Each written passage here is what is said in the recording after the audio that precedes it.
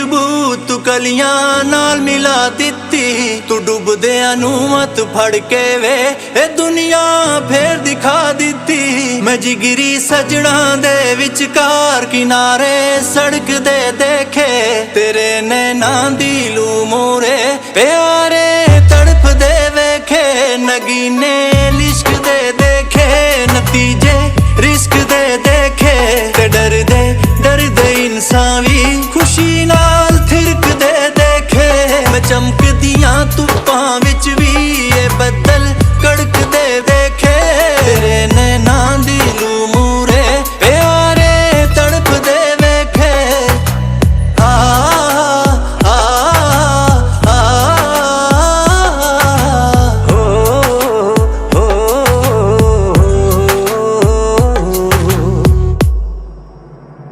ਮਿੱਟੀ ਦੇ ਬੰਦੇ ਇੱਕ ਦਿਨ ਵੇ ਖੁਦਾ ਨੂੰ ਛੂ ਵੀ ਸਕਦੇ ਨੇ। ਮੇਰਾ ਅਹਿਸਾਸ ਹੈ ਪੂਰਾ ਕਰਿਸ਼ਮੇ ਹੋ ਵੀ ਸਕਦੇ ਨੇ। ਜੋ ਪੱਥਰ ਬਣ ਕੇ ਬੈਠੀਆਂ ਸੀ ਸੂਰਤਾਂ ਗਾਉਣ ਲੱਗੀਆਂ ਨੇ। ਮੈਂ ਪਹਿਲਾਂ ਸੁਣੀਆਂ ਨਹੀਂ ਸੀ ਜੋ ਹਿਦਾਇਤਾਂ ਆਉਣ ਲੱਗੀਆਂ ਨੇ। ਪਹਾੜਾਂ ਦੇ ਵਿੱਚ ਦੂਰ ਕਿਤੇ ਜਿਵੇਂ ਟਲ ਖੜਕਦੇ ਦੇਖੇ, ਤੇਰੇ ਨੈਣਾਂ ਦੀ ਲੂ ਮੂਰੇ ਪਿਆਰੇ ਤੜਫਦੇ ਵੇਖੇ। ਨਗੀਨੇ ਲਿਸ਼ਕ ਦੇ ਦੇਖੇ, ਨਤੀਜੇ ਰਿਸਕ ਦੇ ਦੇਖੇ, ਤੇ ਡਰਦੇ ਇਨਸਾਨ ਵੀ ਖੁਸ਼ੀ ਨਾਲ ਥਿਰਕਦੇ ਦੇਖੇ। ਮੈਂ ਚਮਕਦੀਆਂ ਧੁੱਪਾਂ ਵਿੱਚ ਵੀ ਇਹ ਬੱਦਲ ਕੜਕਦੇ ਦੇਖੇ, ਤੇਰੇ ਨੈਣਾਂ ਦੀ ਲੂ ਮੂਰੇ ਪਿਆਰੇ ਤੜਫਦੇ ਵੇਖੇ।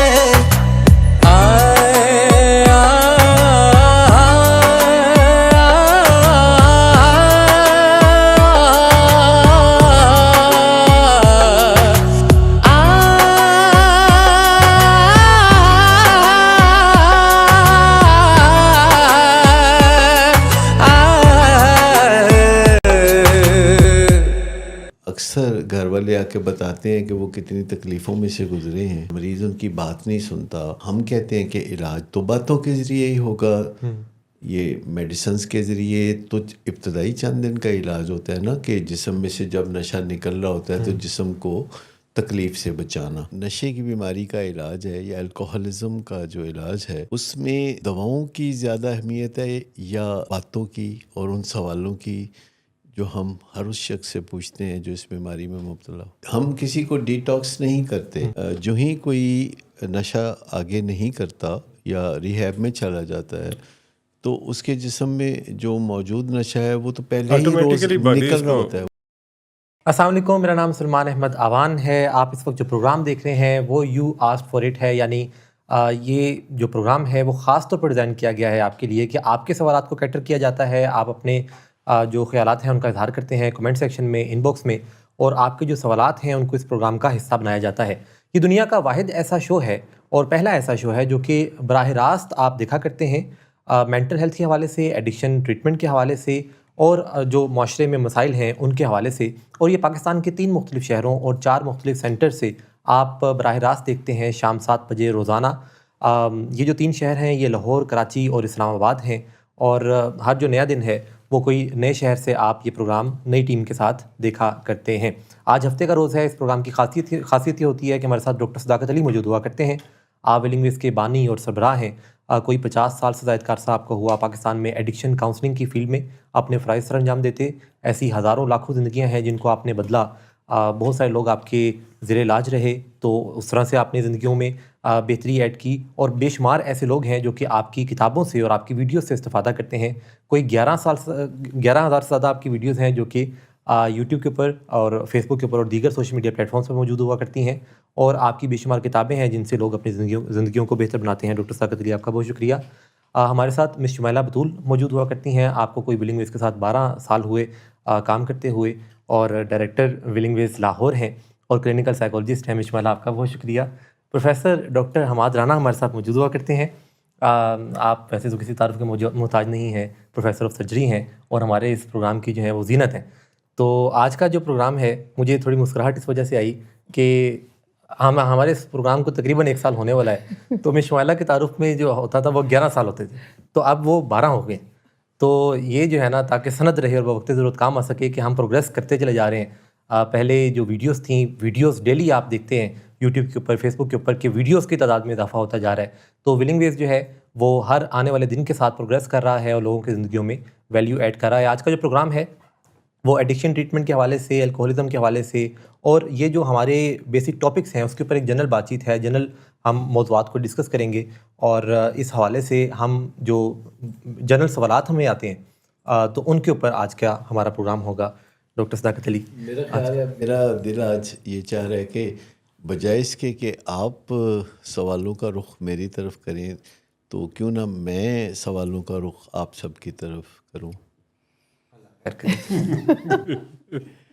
تو سب سے پہلے میں آپ ہی سے پھر سوال کرتا ہوں. آپ بڑے سوال پوچھتے ہیں نا ہر دفعہ، تو میں آپ سے سوال پوچھتا ہوں کہ جو نشے کی بیماری کا علاج ہے یا الکوہلزم کا جو علاج ہے، اس میں دواؤں کی زیادہ اہمیت ہے یا باتوں کی اور ان سوالوں کی جو ہم ہر اس شخص سے پوچھتے ہیں جو اس بیماری میں مبتلا ہو؟ جب ہمارے پاس جیسے جو مریض آتے ہیں، جو لوگ الکوہل کا یا کسی دوسرے ایسے نشے کا سامنا کر رہے ہوتے ہیں، تو ایک بیسک آئیڈیا جو پیدا ہوتا ہے وہ یہ ہے کہ شاید صرف ڈیٹاکس کی ضرورت ہے، یا دوسرا ایک بیسک آئیڈیا یہ ہوتا ہے کہ یہ انسان اپنی خواہش کے اوپر اس کے بیس کرتا ہے کہ اگر وہ چاہے تو کسی چیز کو چھوڑ سکتا ہے. جو لوگ ایڈکشن یعنی جو مریض ہے کسی ایک مرض کا، اس کے لیے کوئی سائنٹیفک ایسے پرنسپل نہیں ہوں گے جو کہ کوئی رزلٹ پروڈیوس کرتے ہیں. جب کوئی کسی ریہیب میں وہاں تک پہنچتا ہے تو انیشیل جو ایک ٹائم ہوتا ہے جسم سے اس کیمیکل کے نکلنے کا اور موڈ کو اسٹیبل رہنے کا، وڈرولز کو مینیج کرنے کا، تو وہ ڈیفینیٹلی وہاں پہ پہلی جو رول ہے وہ میڈیسن اختیار کرتی ہیں. لیکن یہاں پہ بات مکمل نہیں ہوتی، کیونکہ عمومی لوگوں کا یہ خیال ہوتا ہے کہ کوئی انسان صرف اس کے جسم میں سے کیمیکل نکل جائے تو کام مکمل ہو گیا، جبکہ کام وہاں سے شروع ہوتا ہے. کیونکہ ایکچولی ڈی ٹاکس تو ایک نیچرل پروسیس ہے نا. ہم کسی کو ڈی ٹاکس نہیں کرتے. جو ہی کوئی نشہ آگے نہیں کرتا یا ریہیب میں چلا جاتا ہے تو اس کے جسم میں جو موجود نشہ ہے وہ تو پہلے ہی روز نکل رہا ہوتا ہے، وہ تو نکل رہا ہوتا ہے. اور مریض کا کام صرف اتنا ہوتا ہے کہ وہ جتنا نشہ جسم سے نکل رہا ہے وہ اتنا نشہ اور بھرتا رہے، اور مریض اس میں کوئی کمی نہیں آنے دیتا. وہ کوشش کرتا ہے کہ جتنا نشہ جسم سے نکلے پیشگی اس سے زیادہ نشہ جسم میں پہنچاتا رہے، پورا بندوبست لیکن جب علاج شروع ہوتا ہے تو یہ ایک نیچرل پروسیس ہے جسے ڈی ٹاکس کہتے ہیں. اور آپ سے میرا سوال یہ تھا کہ اس میں دواؤں کی زیادہ اہمیت ہے یا سوالوں کی، کہ جو آپ صرف میرا وچار ہے کہ آپ سوال کریں اور ہم اچھا چلے آپ پھر اس میں بتا دیں کہ کیا سوال کیے جائیں کسی مریض سے، کیونکہ عموماً گھر والوں کو بڑی مشکل پیش آتی ہے بات چیت کرنے میں اپنے لوڈ ون سے جو کہ ایڈکشن کا شکار ہوتا ہے یا مبتلا ہوتا ہے. تو اس سے کیسے بات کریں، کیا سوال کریں اس سے، کیونکہ وہ لاجواب کر دیتا ہے. سر پہلے تو بات چیت کا ماحول پیدا کیا جائے. بات چیت کرنے کے لیے بات چیت کا ماحول، وہ اسباب اختیار کیے جائیں کہ بات چیت کا ماحول پیدا ہو جائے. وہ کیسے؟ مطلب بات چیت کا ماحول کیسے پیدا کریں، کیونکہ گھر والے خود غم و غصے میں ہوتے ہیں اور مریض بھی لڑنے کے لیے تیار ہوتا ہے، تو بات چیت کا ماحول ایسے میں کیسے پیدا کریں؟ یہی تو سیکھنے کا عمل ہے سر. یہ جو آپ نے دوائیوں کا ذکر کیا وہ ٹھیک ہے، ایک خاص حد تک ہوتے ہیں، لیکن ایکچوئل معاملہ جو ہے وہ یہی ہے. جس دن گھر والے یہ بات سیکھ لیتے ہیں کہ ہم نے اپنے لوڈ ون سے بات کیسے کرنی ہے، اس دن اس کا علاج شروع ہوتا ہے. یہ تصادم جسے ہم کہتے ہیں کہ نشے کی بیماری کا دوسرا نام تصادم ہے، تو جہاں بھی تصادم ہوگا وہاں بات چیت تو نہیں ہوگی. سب سے پہلے تو رشتے کو پہلے لے کر آئیں، اور بعد میں کیونکہ گھر میں جو ماحول ڈاکٹر صاحب نے کہا نا پیدا کرنے کی ضرورت ہے، تو وہ تبھی ہو سکے گا جب آپ ان کے ساتھ ایک انکنڈیشنل رسپیکٹ کا تعلق بنائیں گے. ایسے بندے کی رسپیکٹ کیسے کریں جو بات نہیں سنتا، غلط کام کرتا ہے اور ہر وقت کوئی نہ کوئی پریشانی پیدا کیے رکھتا ہے، جب دروازے پہ دستک ہوتی ہے تو لگتا ہے کہ کوئی مصیبت ہے جو گھر پہ دستک. سر وہ کیا آپ کے جو جس بندے کی آپ بات کریں کیا وہ آپ کا لوڈ ون نہیں ہوتا؟ نہیں، لوڈ ون تو ہے، اور لیکن لوڈ ون ہونے کے حوالے سے وہ اس کا کچھ ناجائز فائدہ نہیں اٹھا رہا ہوتا. کیونکہ وہ تو فیملیز کو بھی اندازہ ہوتا ہے کہ یہ جو ایک ہر وقت کا، کیونکہ فیملی بھی نہیں چاہتی کہ یہ ہر وقت کا تصادم والا ماحول رہے. تو اگر وہ ٹریٹمنٹ میں کاؤنسلنگ کے ذریعے یہ سیکھ جاتی ہے کہ پہلے نمبر پر پرائرٹی تو یہ رکھیں کہ یہ تصادم ختم ہو. پر وہ تو اب یہ کہتا بڑا ہے مشکل میں ہوتا ہے. آپ کا کچھ نہیں بگاڑ رہا، میں تو نشہ کر رہا ہوں، تو آپ کو اس سے کیا، میری زندگی ہے، میں نشہ کروں نہ کروں، اس زندگی کو خراب. یہ بتانے کی ضرورت ہے نا کہ اس سے ہمیں تکلیف ہوتی ہے. یعنی وہ جو آپ نشہ کرتے ہیں تو اس سے جو تصادم ہوتا ہے یا آپ کو نشے کی حالت میں دیکھنا، اس سے ہم تکلیف میں جاتے ہیں. سر سب سے پہلے تو ان کو یہ پہلے فگر آؤٹ کرنا ہوگا کہ پہلے ابھی نشے کی بات کرنے کی بجائے تصادم کو ختم کرنے کا گول بنایا. یعنی یہ فیصلہ کر لیں فیصلہ کہ کریں. میں نے پہلا لڑنا نہیں. جو آپ نے فرمایا کہ پہلا جو پڑاؤ ہے وہ ایسا ہونا چاہیے کہ ہم اپنے غم و غصے پہ قابو پا لیں، ہم سمجھ لیں کہ یہ ایک بیماری کا ہمیں سامنا ہے اور اس میں غم و غصے کا شاید کوئی کردار نہ ہو، کیونکہ دنیا میں کوئی بیماری ہے جو شاؤٹنگ کرنے سے، غم و غصہ کرنے سے، کوئی بھی ایک زکام کیا معمولی بیماری ہے، اگر آپ شاؤٹنگ کریں اور دھما چوکڑی مچائیں تو ایک زکام نہیں جاتا. سر دنیا میں جتنی بھی لڑائیاں ہوئی ہیں اس کا اینڈ کیا نکلا؟ بات چیت. تو یہ گھر بھی جو ہے ایک یونٹ ہے نا، تو اس یونٹ میں جو لڑائی جھگڑا ہے، میں تو اس کو اس حد تک دیکھتا ہوں کہ یہ لڑائی جھگڑا ایکچولی وہ چیز ہے جس کی وجہ سے آپ کا پیارا نشہ کرتا ہے. اگر ہم کسی طرح یہ لڑائی جھگڑا ختم کر دیں، اور وہ سیکھنے سے آتا ہے، وہ سیکھنے کا عمل ہے، یہ کہنے سے نہیں ہوگا، تو اگر وہ کر دیں تو شاید پھر اگلا سٹیپ شروع ہوتا ہے کہ پھر آپ جب کوئی بندہ ریسیپشن کے قابل نہیں ہے، کوئی چیز ریسیو نہیں کر پا رہا، تو آپ جو مرضی کریں، اس کو لان تان کریں، آپ اس کو برا بھلا کریں، آپ اس کو فزیکلی ٹارچر کریں، آپ اس کی ساری چیزیں بند کر دیں، تو وہ اب you are not helping him out. The moment you think کہ یہ میرا پیارا ہے، اس کو ایک بیماری لگ گئی ہے. تو اس کا مطلب ہے کہ جو ہم انسانوں کو پیارا ہوتا ہے اس کے ساتھ زور زبردستی، دھمکی، دباؤ اور اس کو کوئی کسی نہ کسی طرح تکلیف پہنچا کے ہم کچھ حاصل نہیں کر سکتے. اس کو تکلیف پہنچا کے ہم خود تکلیف میں جاتے ہیں. سر دوسرا پہلو یہ ہے کہ صرف پیارے کے ساتھ نہیں، ویسے بھی یہ جو طریقہ اپنایا جاتا ہے نا، یہ آپ ہی کو پرابلم کرے گا مور اور لیس. شاید ٹیمپرریلی تو آپ غصہ کر کے، پاور یوز کر کے آپ لے لیں ریزلٹس، لیکن انٹرنلی وہ آپ کو ڈیمیج کرتا ہے، آپ کی صحت کو ڈیمیج کرتی ہے. جیسا کہ ابھی سلمان نے کہا کہ گھر والے اسے کہیں کہ ہمیں تکلیف ہے، تو ظاہر بات ہے کہ جب گھر والے کہیں گے کہ ہمیں تکلیف ہے تو مریض یہی کہے گا کہ جاؤ پھر جا کے علاج کرو. تو ٹھیک ہے سر، ٹھیک ہے، یہ بات جینوئن ہے، اس کو تکلیف ہے، اس کو علاج کے لیے جانا چاہیے. اچھا، یہ جو پروسیس ہے کہ فیملی کو علاج میں جانا چاہیے اپنی تکلیف کے لیے، اس دوران ایک اضافی فائدہ یہ ہو سکتا ہے کہ انہیں پتہ چل جائے کہ اپنے لوڈ ون کو علاج میں کیسے لاتے ہیں. سر یہیں تو علاج اس کا شروع ہوگا.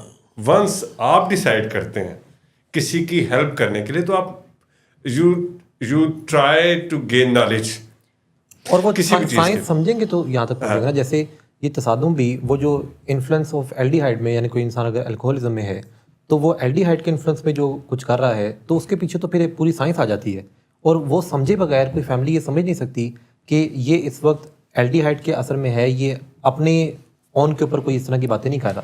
یعنی کوئی انسان جو کوئی اس طرح کی بات چیت کرتا ہے یا اس طرح کے غصے کا اظہار کرتا ہے یا کہیں پہ گر جاتا ہے یا چیزوں کو بھولنے لگتا ہے، تو یہ ایک بیماری کی علامات ہیں.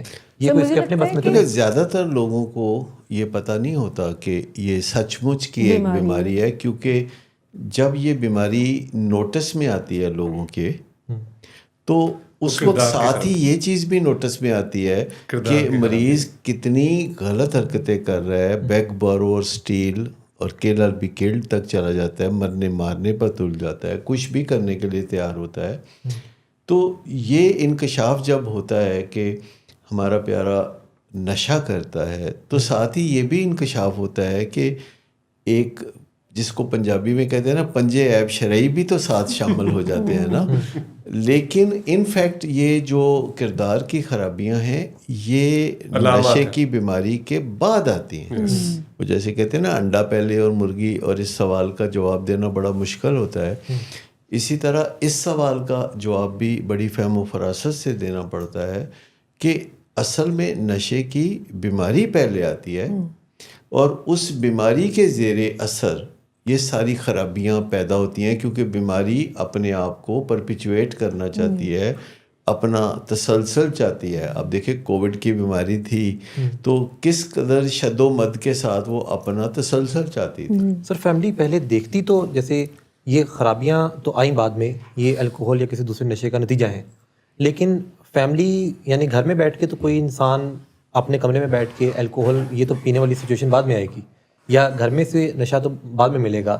تو جب فیملی پہلے خرابیاں دیکھتی ہے, یعنی اس کو نظر آتا ہے کہ کل رات کو یہ وہاں پہ نہیں تھا بلکہ وہاں پہ تھا اور یہ جھوٹ بولا, تو بعد میں فیملی نے دیکھا کہ اچھا اس کے پیچھے کوئی نشہ تھا, تو فیملی تو یہ چیز جو پہلے دیکھے گی وہ تو اسی کے اوپر یقین کرے گی نا کہ پہلے یہی آئی ہوگی. یہ تو ایسے ہی ہے کہ ہمارا کوئی دوست کرسی سے اٹھ کے کہیں جائے اور وہاں 2 انڈے پڑے ہوں اور ہم سمجھے اس نے دیے. تحقیقات سے بات ثابت ہوگی نا. شروع میں ملیریا کو یہ سمجھا گیا کہ یہ گیلی ہوا ہے جو کہ گندے علاقوں سے آتی ہے, میل ایریا, جو کہ اس کا نام ہی اس طرح رکھا گیا. لیکن بعد میں پتہ چلا کہ یہ ایک مچھر ہے, اور وہ بھی مادہ مچھر, اور انوفلس قسم کی, اور جس نے پچھلے چند دنوں میں کسی ملیریا کے مریض کو کاٹا ہو. تو سائنسی تحقیق کے مطابق دنیا میں ایسا بہت دفعہ ہوا کہ کسی بیماری کو کچھ اور سمجھا گیا اور بعد میں وہ بیماری کچھ اور نکلی. جیسے ٹیوبرکلوسس کے بارے میں 60-70 سال پہلے تک بھی لوگ یہ سمجھتے تھے کہ یہ دکھوں سے ملنے والی بیماری ہے. یعنی لوگ سمجھتے تھے کہ جو بھی بندہ دکھی ہوگا تو وہ اس کو پھر ٹی بی ہوگی. اس میں جراثیموں کا معاملہ نہیں سمجھا گیا, اور ماضی بعید میں بہت ساری بیماریوں کو کالا جادو سمجھا گیا. بہت ساری بیماریوں کے بارے میں یہ سوچا گیا کہ یہ نظر لگ سر ہمیں ایکچولی یہ لگتا ہے جیسے کہ رویوں کی خرابی کو ہم بیماری نہیں سمجھتے, تو ہمیں یہ جاننے کی ضرورت ہے کہ جو رویوں کی خرابی ہے وہ بیماری ہے. یہ آپ نے بڑے ہی درست نقطہ اٹھایا ہے کہ ہم رویوں کو الگ سے دیکھتے ہیں, بیماریوں کو اور بیماریوں کو الگ سے. اور ہمارے نزدیک روایتی طور پر جو بیماری ہے وہ بخار ہے, وہ وامٹنگ ہے, وہ کھانسی ہے, وہ پیٹ درد ہے, اور وہ دست لگنے ہیں. اچھا, پھر جو وقت گزرتا گیا آپ دیکھیں کہ آج سے 100 سال پہلے اتنی بیماریوں کے نام نہیں گنے جاتے تھے جتنی بیماریوں کے نام آج گنے جاتے ہیں. ایون اگر آپ مینٹل ہیلتھ کے بارے میں سوچیں تو 100 سال پہلے یہی سمجھا جاتا تھا کہ یا تو کوئی بندہ پاگل ہے تو یا پھر وہ صحت مند ہے. لیکن اب جو ہے سینکڑوں ایسی بیماریاں ہیں جو کہ مینٹل ہیلتھ سے تعلق رکھتی ہیں, اور ان کو الگ الگ نام دیے گئے ہیں, ان کی الگ الگ علامتیں ہیں, اور ان کو ڈائگنوز طریقے علاجوں میں چینجز, جیسے بلڈ پریشر کا جو علاج ہے, پورا انسانی جسم جو ہے یہ کیمیکل کا منحوس منت ہے. ٹھیک ہے, تو ہمارا جو دماغ ہے وہ بھی تو کیمیکل کا منحوس منت ہے. دیکھیں نا, ہر چیز دنیا میں انفولڈ ہو رہی ہے. یہ جتنے بھی جو سائنٹیفک پرنسپلز ہیں جو کہ ڈھونڈے جا رہے ہیں تو یہ انفولڈ ہی ہوتے ہیں نا.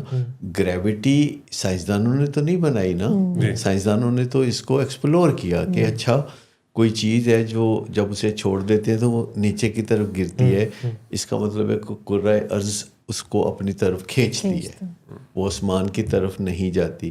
تو پھر اس سے بہت ساری ایجادات بھی ہوئیں. پھر جو حرکت کے قوانین ہیں نیوٹن کے, اس کے مطابق جو فائدہ اٹھایا گیا, اور آپ کی بے تحاشا سائنسی ایجادات اس ایک نقطے پہ بنی. ایسی اور بھی بہت ساری چیزیں ہیں, جیسے کہ آپ یہ دیکھیں وائی فائی ہوا کی لہروں کے دوش پہ چلتی ہے. تو یہ قدرت نے گنجائش رکھی ہوئی ہے نا. آپ قدرت کا ڈسپلن دیکھیں کہ آپ ابھی بتا سکتے ہیں کہ کل صبح سورج کتنے بجے طلوع ہوگا, اور اس میں کوئی فرق نہیں ہوگا ٹائم کا. اور آپ کو ایگزیکٹلی پتہ ہوگا کہ سورج جو ہے مشرق میں دائیں طرف سے ہوگا یا بائیں طرف سے ہوگا, کیونکہ وہ موو کرتا رہتا ہے دونوں کونوں کی طرف, تاکہ موسموں میں تبدیلی آ سکے, دن چھوٹے بڑے ہو سکیں, سردیاں گرمیاں آ سکیں. تو کہ جو ہم تصادم کی بات کر رہے تھے نا, یہاں پہ میں یہ ایڈ کرنا چاہوں گی کہ اگر کوئی مریض بالفرض علاج میں آ گیا, فیملی اس کو لے آئی, ٹریٹمنٹ انہوں نے کہا کہ جی آپ علاج کر لیں, اور خود اس ایک خاص چیز کو سیکھا نہیں کہ وہ بات چیت کے طریقے کو نہیں سیکھا, تصادم کو گھر سے باہر نکالنے کے اصول نہیں سیکھے, تو وہ کنٹینیو نہیں رہ سکے گی. یعنی وہ مریض ایک اچھی خوشحال زندگی نہیں گزار سکتا جب تک وہ اور اس کے گھر والے تصادم کو نشے کی بیماری کا تصادم مریض ہی نہیں کرتا, مریض کو تو ویسے سوٹ کرتا ہے کہ تصادم پیدا کرے, کیونکہ گھر والے ڈر جائیں, تھوڑا پیچھے ہٹ جائیں, جھجک جائیں, اور مریض پھر کچھ بھی کرتا رہے. اور بعض اوقات وہ خود چاہتا ہے کہ گھر والے اس کی تھوڑی بےزتی کریں, اور جب وہ بےزتی کر لیں تو پھر ان کو گلٹ ہو, اور پھر وہ کچھ مہربانی کریں, نہیں نوازش چاہتا, کریں. شاید اس کی جو بیماری ہوتی ہے جو کہ اس کی بیسٹ فرینڈ بن گئی ہوتی ہے وہ اس سے کرواتی ہے. جیسے آپ کہتے ہیں نا کہ وہ کہتا ہے سوٹات, مطلب وہ یعنی وہ ایک بات کر کے تو وہ کہتے ہیں سوٹات, تو وہ آگے سے وہاں سے آ جاتی ہے. اب مطلب یہ ہے کہ جب پیشنٹ سے بات کرتے ہیں تو پیشنٹ تو پہلے جھگڑے کے لیے تیار ہوتا ہے, کیونکہ جس بندے کے پاس کوئی منطق نہیں ہوتی, کوئی لاجک نہیں ہوتی, تو وہ تو پھر اس نے تو لڑائی کرنی ہے نا. لیکن گھر والوں کو تو نہیں سوٹ کرتی. میں نے دیکھا ہے کہ بہت سے لوگ دنیا میں حق سچ پر ہوتے ہیں, لیکن چونکہ وہ بات کرتے ہوئے الجھنے لگتے ہیں, جھگڑنے لگتے ہیں, تو وہ خواہ جھوٹے پڑ جاتے ہیں. زیادہ تر یہی مسئلہ ہوتا ہے, جو لوگ صحیح بھی بات کر رہے ہوتے ہیں نا, تو ان کا طریقہ کار نا سارا جس کو کہتے ہیں نا فلڈ کر دیتا ہے. لیکن میں نے بڑی دفعہ دیکھا ہے کہ ماؤں کو کہتے ہیں یا والدین کو کہتے ہیں کہ آپ اس کے ساتھ انکنڈیشنل ریگارڈ کر لیں, عزت سے بات کر لیں, اور وہ ہاں جی بھی کہتے ہیں, لیکن جو ہی اس کے 5 منٹ کے اندر اندر ہم پیشنٹ کو بلاتے ہیں کہ لو جی اس سے ذرا باتیں کریں, تو ماں کوئی طنز کر دے گی, کوئی نہ کوئی ایسی ججمنٹ پاس کر دے گی, کوئی نہ کوئی ایسا رویہ کر دے گی. تو میں بعد میں پوچھتا ہوں کہ یہ کیا ہوا تھا آپ کو؟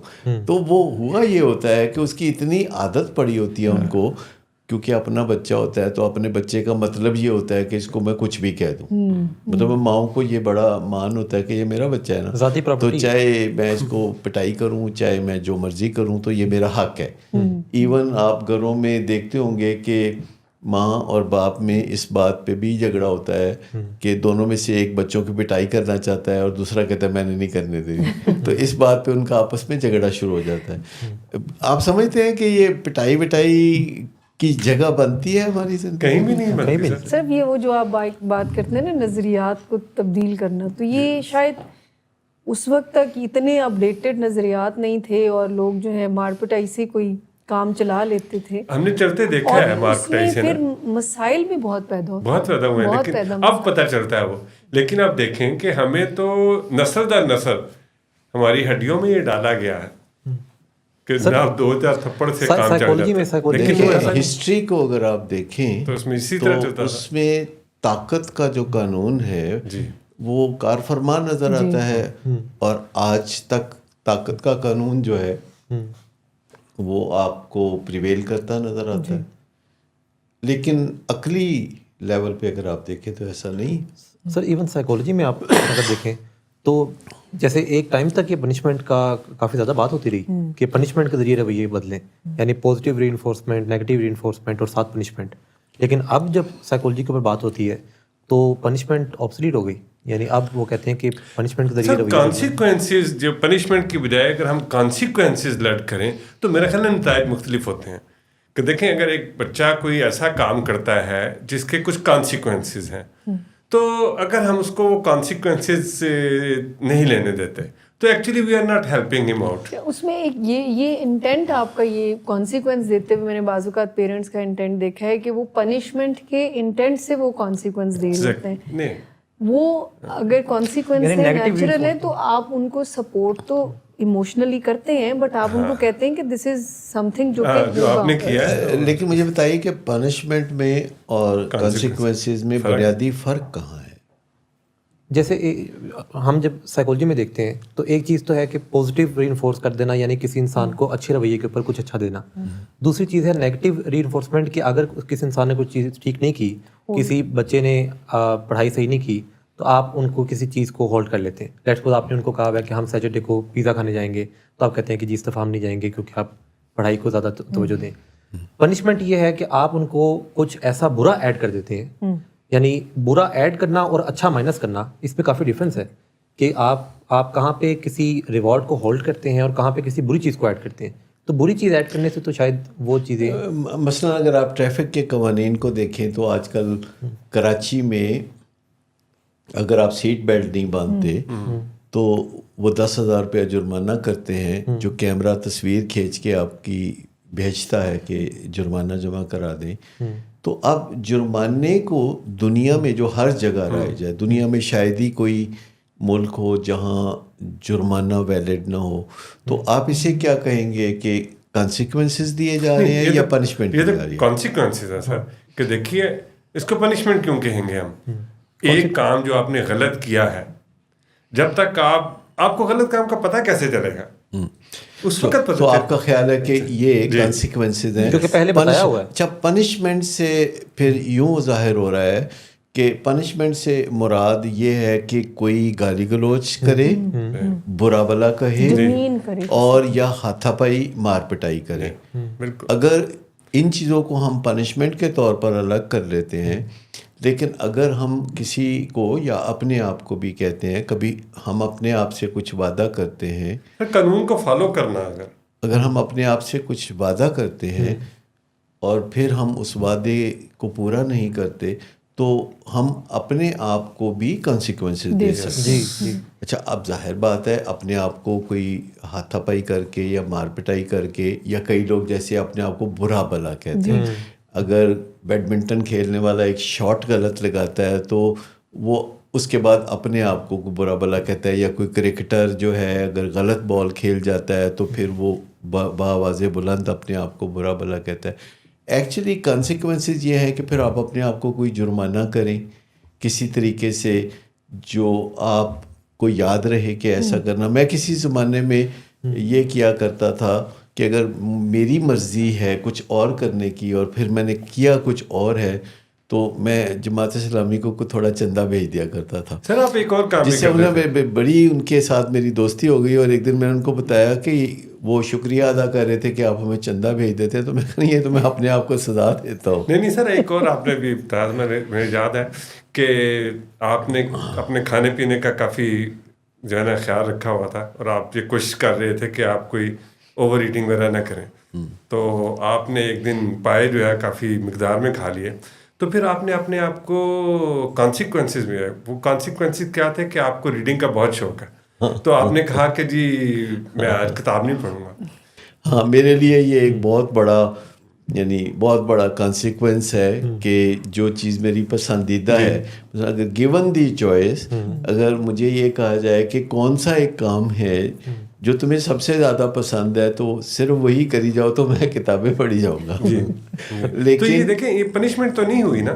لیکن آپ دیکھیے کہ میں خود بچپن میں جب میں ابھی 5ویں کلاس تک پہنچا تھا تو میرے ماں باپ بڑے پریشان تھے کہ یہ پڑھنے میں دلچسپی کیوں نہیں لیتا, اور وہ اس چھوٹی عمر میں مجھ سے اس طرح کی باتیں کیا کرتے تھے کہ ہمیں فکر ہے تمہارا کیا بنے گا, تم کیسے کوئی روزگار کی طرف جاؤ گے, تم کیا کرو گے. تو میں بڑے معصومیت میں کہتا تھا کہ میں دودھ دہی کی دکان کھول لوں گا. میرے خیال میں یہ ایک بہت اونچے درجے کا کاروبار تھا, یا سبزی کی دکان کھول لوں گا, یا مزدوری کر لوں گا راجوں کے پیچھے. تو میں بڑی آپشنز دیا کرتا تھا اپنے ماں باپ کو, اور مجھے لگتا تھا کہ یہ ساری آپشنز جو ہیں پڑھائی سے بہت آسان ہیں.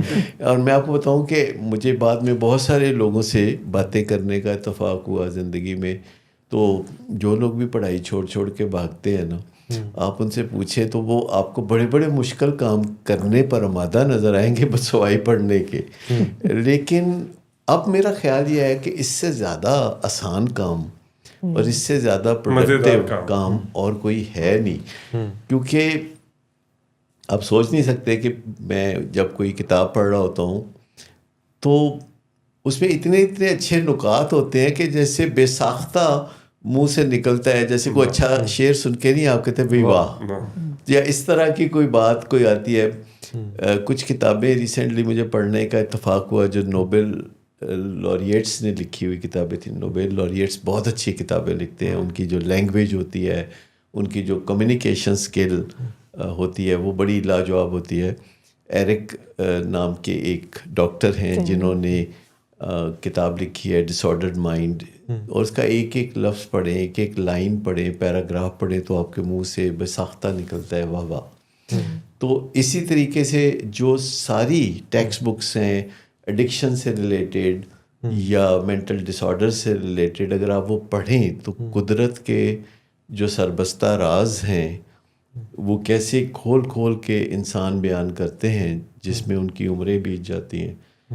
تو بہت فیسینیٹنگ سبجیکٹ. پیچھے سے 2 دفعہ اشارہ ہوا کہ وقفے کی طرف چلا جائے.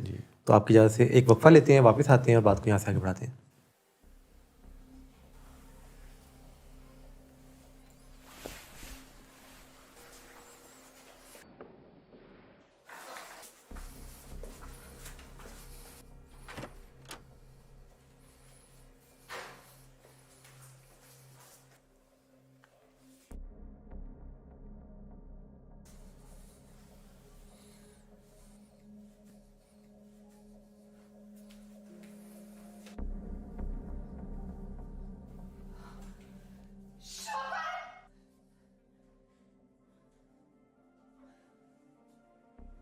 شراب نوشی کی وجہ کردار کی خرابی نہیں، موڈ کی خرابی ہے. شراب نوشی کبھی بھی نشے کی بیماری میں بدل سکتی ہے. نشے کی بیماری ہر سٹیج پر قابل علاج ہے. مدد حاصل کیجیے کیونکہ وہ ایسا نہیں کرے گا. ولنگ ویز سے مدد حاصل کیجیے. کہیں سے بھی مدد حاصل کیجیے، لیکن فوری مدد حاصل کیجیے. جس معجزے کے انتظار میں آپ نے بہت دیر کر دی، اب وہ دستک دے رہا ہے. مدد حاصل کیجیے، مدد حاصل کیجیے، مدد حاصل. وقفے سے آگے ہم واپس، اور بات آج جاری ہے نشے کی بیماری کے حوالے سے اور اس کے حوالے سے. اور میرے سوال کا تو جواب ابھی تک نہیں دیا آپ لوگوں نے کہ مریض سے کیا بات کی جائے، کیونکہ ہمیں اکثر گھر والے آ کے بتاتے ہیں کہ وہ کتنی تکلیفوں میں سے گزرے ہیں اور مریض ان کی بات نہیں سنتا. اور ہم کہتے ہیں کہ علاج تو باتوں کے ذریعے ہی ہوگا، یہ میڈیسنز کے ذریعے تو ابتدائی چند دن کا علاج ہوتا ہے نا، کہ جسم میں سے جب نشہ نکل رہا ہوتا ہے تو جسم کو تکلیف سے بچانا. لیکن یہ تو بڑا ابتدائی 1-2% علاج کہا جائے گا. اصل چیز تو ہے کہ مریض کے پاس خود فریبی ہوتی ہے. مریض کہتا ہے تو مسئلہ ہی کوئی نہیں، میں تو کبھی کبھار once in a blue moon. یہ اس کا کیا مطلب ہوتا ہے جو مریض کہتے ہیں کہ میں once in a blue moon؟ آج صبح once in a blue moon اکثر جیسے ابھی کل کی بات ہے مجھے کسی نے کہا کہ وہ تو once in a blue moon ہے. جیسے آپ یہ سمجھیں کہ اس کو کس طرح سے میں بتاؤں، ہفتے میں 3 دفعہ نہ ہونے کے برابر، کبھی کبھار. کیا ہمیں ان سے پوچھنا چاہیے کہ why do you want it؟ وہ ہمیشہ بتائیں گے کہ ایسی فار فن سے شاید ان کی کہانی پوچھی جائے. میں آپ کو بتاؤں کہ کسی بھی نشہ کرنے والوں کو یہ بھی یاد نہیں ہوتا کہ انہوں نے اوریجنلی نشہ کیا کیوں تھا. میں کئی دفعہ لوگوں سے پوچھتا کہ کیا وجہ تھی، کہتے فن کے لیے، ریکریشن کے لیے. تو میں ان کو یہ پھر پوچھتا ہوں کہ نشہ جو ہے وہ معاشرے میں کافی بدنام ہے، اور ایک 5 7 10 سال کے بچے کو بھی پتہ ہوتا ہے کہ نشہ جو ہے یہ کہیں کا نہیں چھوڑے گا اور بہت برا کہا جائے گا. تو یہ کام تو آسانی سے کوئی نہیں کرے گا جب تک کہ وہ مجبور نہ ہو جائے. ایکچولی نشہ جو ہے لوگ کرتے ہیں کسی موڈ ڈس آرڈر کی وجہ سے، کسی خراب فیلنگ کی وجہ سے، اور ایز اے لاسٹ ریزورٹ مجبور ہو کے. یہ کوئی پہلی چوائس نہیں ہوتی کسی انسان کی. ایک اچھے خاصے پڑھے لکھے سمجھدار دانشور بندے کو جب آپ نشہ کرتے ہوئے دیکھتے ہیں تو آپ کیا سوچتے ہیں کہ اس نے کسی معمولی وجہ سے ہی وہ کام شروع کر لیا ہوگا؟ تو ایسا پیئر پریشر کتنا رول پلے کرتا ہے؟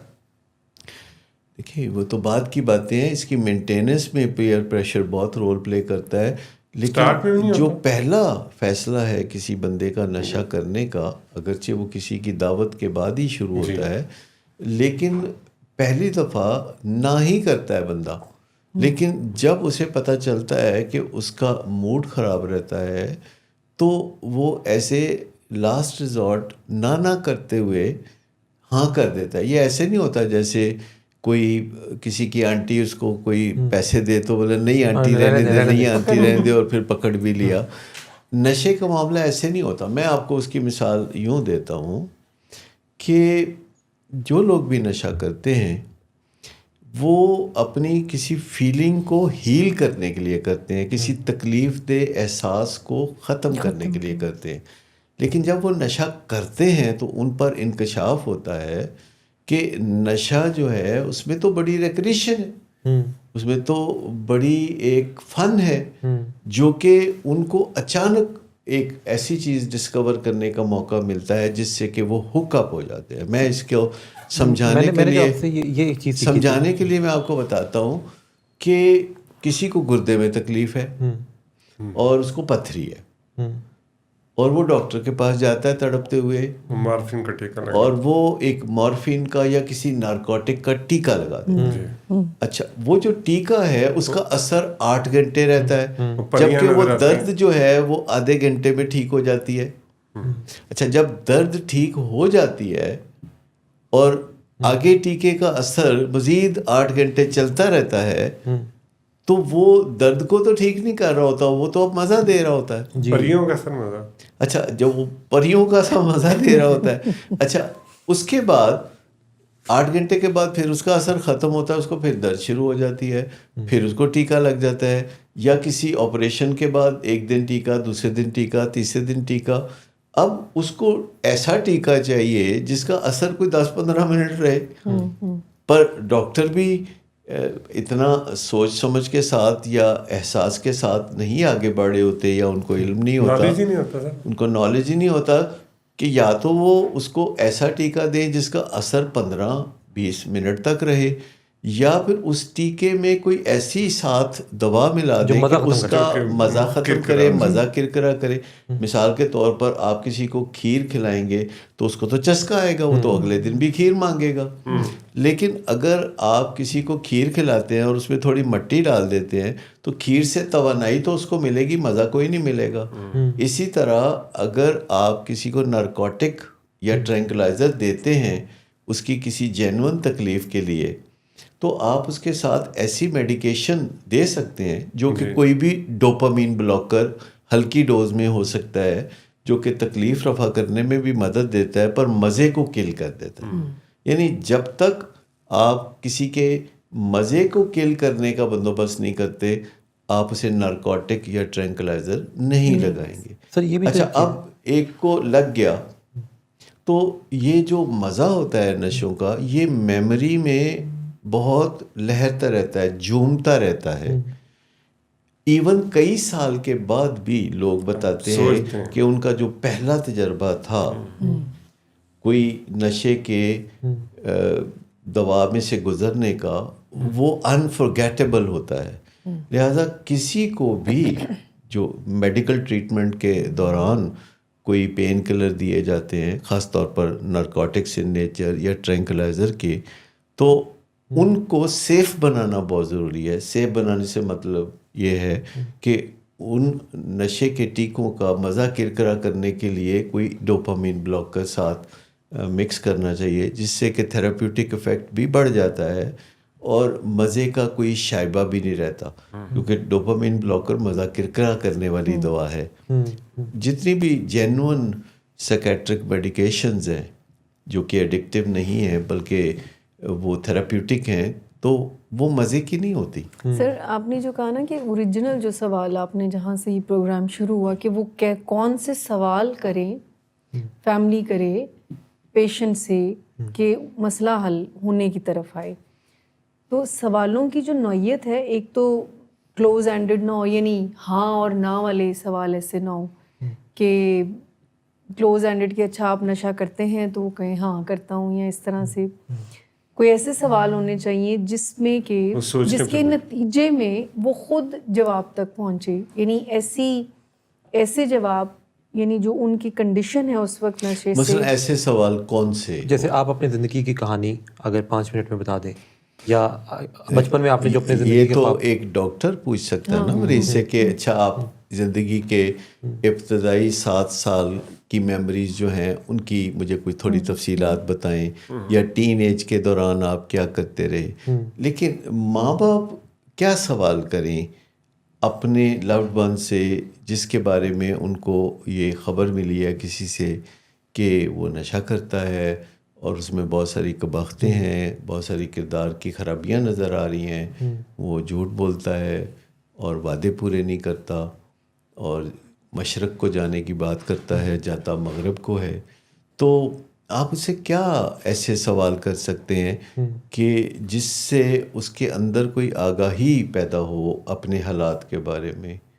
کوئی ایسے سوال جو کہ بڑے واضح کر دینے والے ہوں سچویشن کو، کرسٹل کلیئر بنا دینے والے ہوں سچویشن. جیسے ان کے موجودہ حالات کے بارے میں اور جو وہ کرنا چاہتا ہے اس کے بارے میں، یعنی وہ میچ نہیں کر رہے، ڈسکرپنسی کریٹ کر دینا. وہ میچ نہیں دیکھیں کر اگر رہے، اس ایک کے بچہ بارے میں جو ہے سوال. وہ کوئی اپنا اس کے سونے جاگنے کے اوقات جو ہے ڈفرینٹ ہو گئے ہیں، اس کے کام کے جو ہیں پڑھائی کر رہا ہے یا کاروبار کر رہا ہے، اور ظاہر ہے جو نشہ کر رہا ہے اس میں بہت سی تبدیلیاں آئیں گی، اس چیزوں کو اگر ہم ہائی لائٹ کرتے ہیں اور اس طرح کے کویشچن کرتے ہیں کہ وہ اس کو خود سوچنے پہ وہ مجبور ہوتا ہے کہ ہاں میری یہ حالت جو ہے وہ پہلے نہیں تھی اب ہے، اور اب کیوں ہے، کیا ایڈیشنل چیز ہے یہ.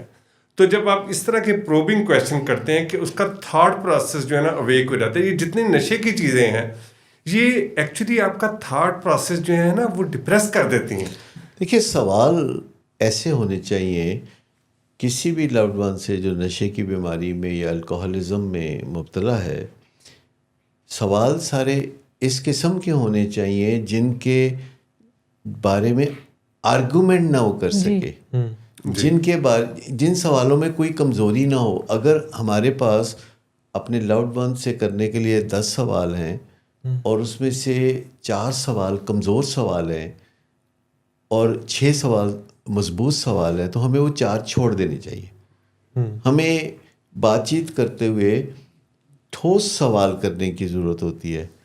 جن سوالوں کے بارے میں کلیئرٹی نہیں ہوتی یا ایمبیگوٹی ہوتی ہے یا دھندلا پن ہوتا ہے، تو جب ہم وہ سوال بھی بیچ میں کرتے ہیں اور ایسے سوال بھی کرتے ہیں کہ جو مضبوط سوال ہوتے ہیں، تو مضبوط سوال تھوڑے کمزور ہو جاتے ہیں. تو ہمیں جو لوز ٹاک ہے اپنے لوڈ ون سے گفتگو کرتے ہوئے، اس میں جو لوز ٹاک ہے کہ اپنی شکل دیکھی ہے تم نے، اب بیچ میں سے شکل کہاں سے آ گئی، یا کافی ایسی باتیں کرنا مستقبل کے بارے میں کہ تمہارا مستقبل یہ ہونے والا ہے، جیسے کہ کوئی نجومی ہوتے ہیں، یا پیش گوئی کرنا یا پھر ججمنٹ کرنا جب کہ وہ جج نہیں ہوتے.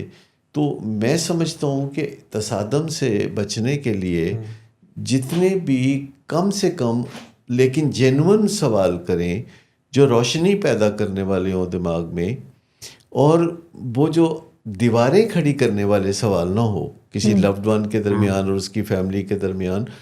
اس میں یہ بہت ضروری ہے کہ حد تک میز رویے سے باز رہا جائے، کیونکہ جو ہی آپ کسی سے حد تک میز رویہ کرتے ہیں، آپ کا جو کنیکشن ہے وہ ختم ہو جاتا ہے. آل دا ٹائم رسپیکٹ جو ہے وہ مینٹین ہونی چاہیے. اچھا، اب یہ کہنا جتنا آسان ہے کرنا اتنا آسان نہیں ہے.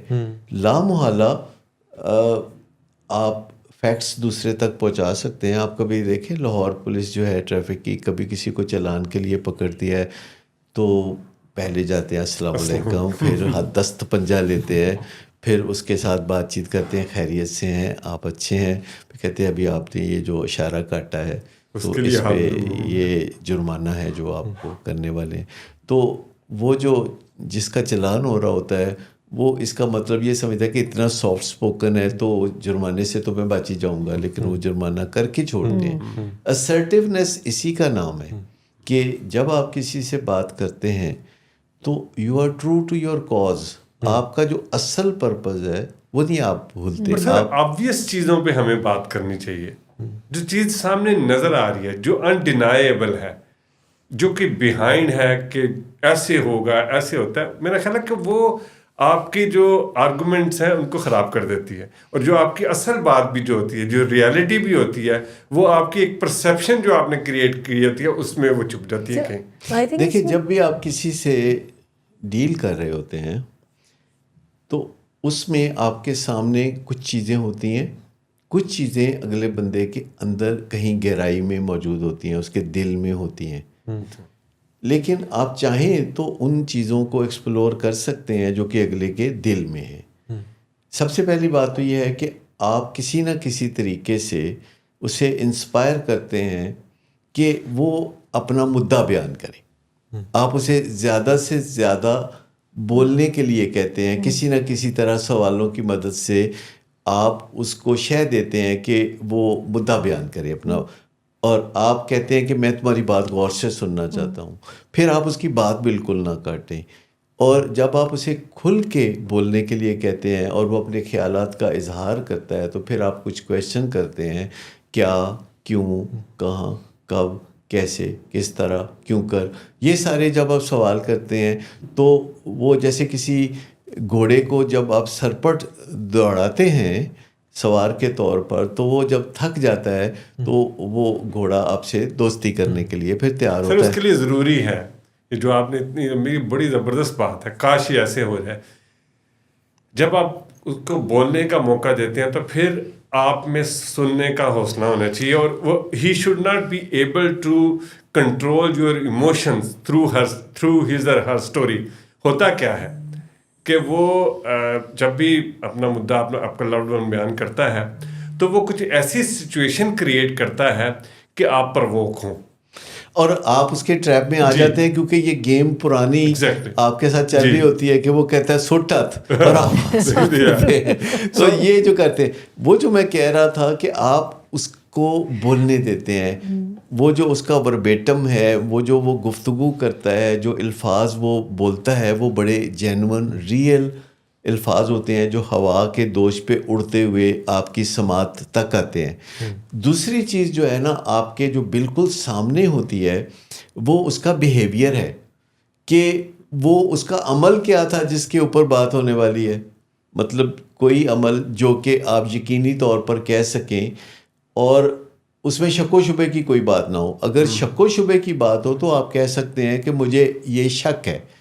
اگر آپ کو پک ہو تو آپ کہتے ہیں نہیں پکی بات ہے. اگر آپ کہتے ہیں میرا کیافہ ہے, آئی کین بی رانگ, تو پھر ایک اور معاملہ ہے. اگر آپ کہتے ہیں کہ ایسا مجھے وسوسہ ہے, یہ مجھے وہم ہے, تو آپ جب یہ الفاظ استعمال کرتے ہیں تو دوسرا بندہ اتنا پرووک نہیں ہوتا, کیونکہ آپ یقین کے ساتھ تبھی بات کرتے ہیں جب آپ کو یقین ہوتا ہے. جیسے گھر میں سے کوئی چیز مسنگ ہے تو پہلا دھیان یہ جائے گا کہ جو بندہ ایڈکٹ ہے یہ کام اس نے کیا ہے, اور اس کو گالی گلوچ شروع کر دیں گے تو اس سے تنازع پھیلتا ہے. اگر آپ کو پکا پتہ نہیں ہے یا آپ کو لگا ہے کہ اس نے نشہ کیا ہوا ہے تو آپ جو ہے تھوڑا انتظار کریں, آپ کو پتہ چل جائے گا کہ 2-3 دن میں وہ جسے کہتے ہیں 14ویں کا چاند چڑھے گا تو آپ کو پتہ چل جائے گا.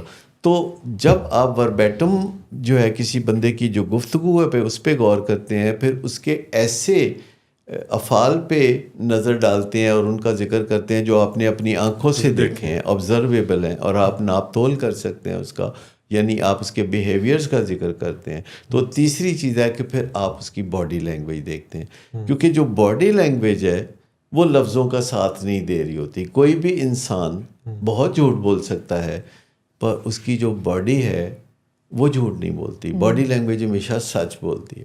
اچھا, جب آپ کو یہ 3 چیزیں پتہ لگ جاتی ہیں کہ وہ کہہ کیا رہا ہے, اس کا عمل کیا ہے, اس کی باڈی لینگویج کیا ہے, تو آپ یوں سمجھے کہ ٹھیک آپ اس کے دل کے اندر چلے گئے اور آپ کو پتہ چل گیا ہے کہ اس کے دل میں کیا ہے. اور جب آپ کو یہ پتہ چل جاتا ہے کہ اس کے دل میں کیا ہے تو آپ اس کا ذکر نہیں کرتے, آپ اس کے تحت پالیسی بناتے ہیں اس کے ڈیل کرنے کی.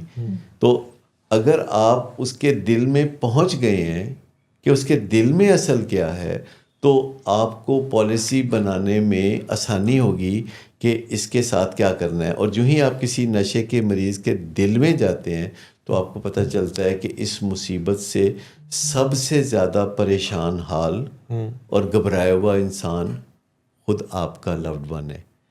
اور جب آپ کو پتہ چل جاتا ہے کہ وہ پریشان ہے, گھبرایا ہوا ہے, تو پھر آپ اس کے ساتھ جو ایک بات چیت کرتے ہیں تو وہ یہ نہیں کرتے کہ تم نشہ چھوڑ دو یا تم نشہ کم کرو. آپ اس سے بات چیت کرتے ہیں کہ تم مدد حاصل کرنے کے لیے تیار ہو جاؤ. اور اس سے فیملی کا یہی یقین بھی ٹوٹے گا کہ یہ جان کے کرتا ہے. یہ سب سے پہلی بات تو یہ ہے کہ فیملیز کو اکثر اوقات یہ غلط فہمی ہوتی ہے کہ یہ آن پرپز ہمیں تنگ کرنے کے لیے کرتا ہے, نمبر 1. نمبر 2, یہ نشہ چھوڑنا نہیں چاہتا, اب ہم نے چھڑا کے چھوڑنا ہے. بازو میں روڑ کے چھڑائیں, چوکی دارہ کر کے یا پولیسنگ کر کے چھڑائیں.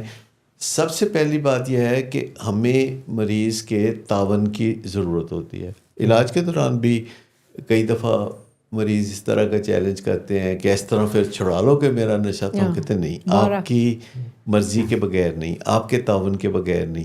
کہتے تو میں تو نہیں دے رہا تعاون. تو ہم کہتے ہیں ہم انتظار کریں گے, ہم آپ کا تعاون حاصل کرنے کے لیے آپ سے راہ و رسم بڑھائیں گے, ہم آپ سے دوستی ڈالیں گے. کہتے میں نے نہیں کرنی آپ سے دوستی.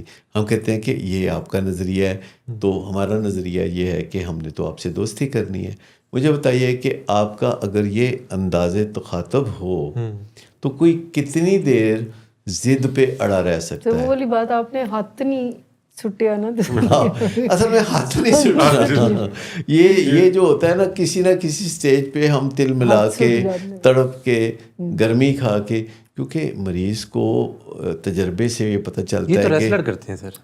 جی, اب ہم گھر میں ریسلنگ تو نہیں نہ کرنی. گھر میں سب سے پہلی بات یہ ہے کہ جو پیار کے رشتے ہوتے ہیں نا, جو ماں باپ اور اولاد یا خاوند بیوی کے درمیان یا بھائی بہنوں کے درمیان یا دوستوں کے درمیان, ان میں بہت بڑی ایڈوانٹیج ہوتی ہے کہ آپ تھوڑا سا انکنڈیشنل ریگارڈ اور تھوڑا سا نان ججمنٹل بیہیویئر اور نان ریڈیکیولنگ رویہ, ہمدردی کا رویہ رکھیں, نان ریڈیکیولنگ نہ رکھیں.